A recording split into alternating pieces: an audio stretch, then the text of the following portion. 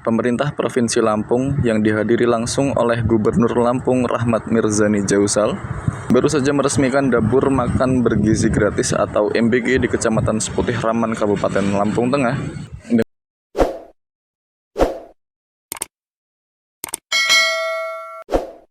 dengan menyerap 47 tenaga kerja dengan sasaran makan bergizi gratis sebanyak 3.500 porsi. Yang paling utama, yang paling didorong, yang paling diizinkan untuk segera berjalan, terutama di Provinsi Lampung. Maka kami mendorong dan kami sangat bangga sekali. Hari ini kami baru lihat dapurnya lumayan cukup besar. Kesiapannya masyarakat yang bekerja juga dari warga sekitar, supplier-suppliernya dari UMKM sekitar. Insya Allah ini sesuai dengan keinginannya Pak Presiden. Pertama, anak-anaknya bisa makan dengan asupan gizi yang cukup.